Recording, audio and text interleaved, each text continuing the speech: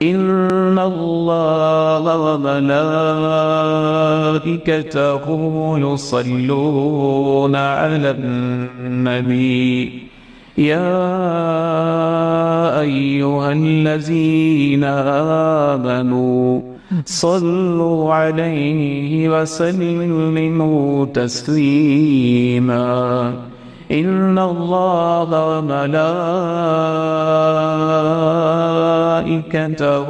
يصلون على النبي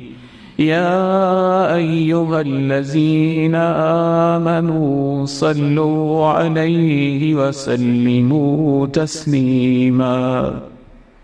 ہم نے اس آیت کو بہت سنا ہے لیکن شاید سمجھا نہیں ہے، بہت سنا ہے لیکن شاید اس پہ غور نہیں کیا، بہت سنا ہے اس کو اپنے دلوں پہ اتارا نہیں ہے، بہت سنا ہے اس سے اپنے رگ و ریشے کا حصہ نہیں بنایا۔ میں تو یہ آیت پڑھتا ہوں تو مجھے اپنے اوپر شرم محسوس ہوتی ہے کہ میرا اپنے پیغمبر کے ساتھ تعلق کتنا کمزور ہے، ان کی شان کتنی اعلیٰ ہے، اور ان کے ساتھ اپنے آپ کو جوڑ کے میرا کردار کتنا گھٹیا ہے، میری نسبتیں کتنی اونچی ہیں،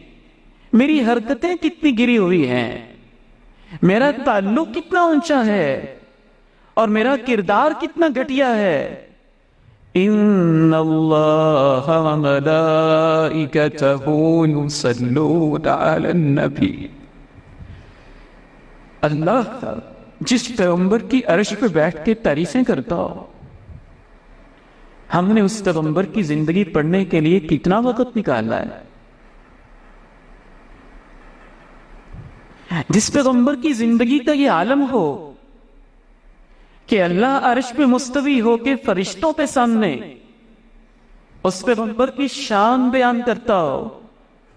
پتہ نہیں وہ کیسے شان بیان کرتا ہوگا۔ ہم نے تو پوری زندگی آیت سمجھی ہی نہیں، کسی سے پوچھا ہی نہیں کہ اللہ کے درود بھیجنے کا مطلب کیا ہے۔ ہم تو درود ایسے پڑھتے ہیں نا، اللہم صلی علی محمد، اے اللہ ہمارے پیارے نبی پہ درود نازل فرما دے۔ اب اللہ نے تو یہ نہیں کہنا نا،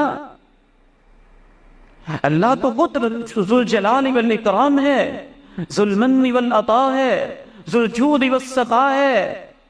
اب اللہ نے تو اللہم صلی علی محمد نہیں کہنا نا، اللہ کے تو اپنے انداز ہیں درود بھیجنے کے۔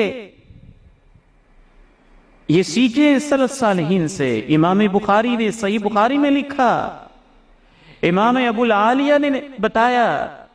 انہوں نے صحابی سے سیکھا، صحابی نے پیغمبر سے سیکھا، پھر ہی انہوں نے قرآن کی آیت کی تفسیر کی کہ اللہ کا درود بھیجنا یہ ہوتا ہے هو ثناؤہ علیہ، کہ اللہ فرشتوں کی مجلس میں اپنے پیغمبر کی تعریفیں کر رہا ہوتا۔ وہ دیکھو میرے آخری پیغمبر نے میرے کلمے کے لیے کیسے مارے کھائی تھی، وہ دیکھو میرے آخری پیغمبر نے لا الہ الا اللہ کے لیے کیا محنتیں کی تھی، وہ دیکھو میرے پیغمبر نے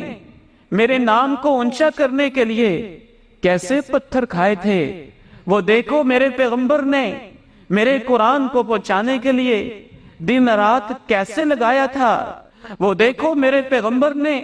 بدر و احد کے میدان میں شجاعت کی داستانیں کیسے رقم کی تھی، وہ دیکھو میرے پیغمبر نے میری خاطر اپنی پورے خاندان کی دشمنی کیسے مولنی تھی، وہ دیکھو میرے پیغمبر نے راتوں کو اٹھ کے سجدوں میں گر گر کے مجھے کیسے یاد کیا تھا، وہ دیکھو میرے پیغمبر نے میری تعریف کے لیے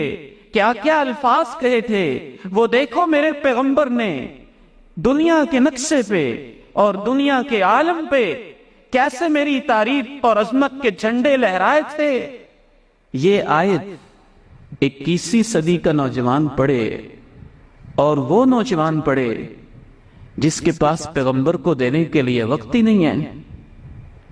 جو دن میں 10-10 گھنٹے فلمیں دیکھتا ہے، جو 3-3 گھنٹے کے ڈرامے دیکھتا ہے، اور اس کے پاس قرآن سیکھنے کے لیے وقت نہیں، پیغمبر کی سیرت کے مطالعہ کی فرصت نہیں، پیغمبر کے حالات پڑھنے کا جاننے کا وقت نہیں،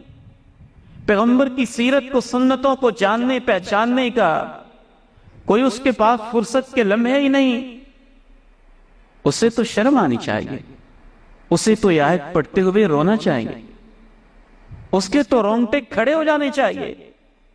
یہ آیت وہ بھی پڑھے جو پیغمبر کی حدیثوں کو ریجیکٹ کرتا ہو، ادھر ادھر کرتا ہو، تعویلیں کرتا ہو۔ یہ آیت وہ بھی پڑھے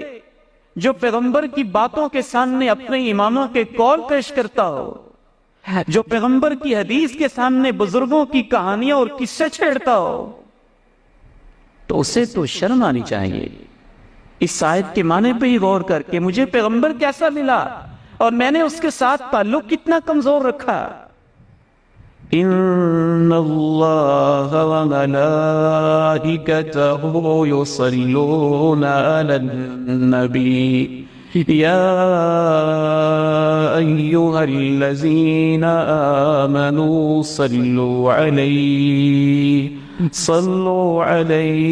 وسلموا تسلیما۔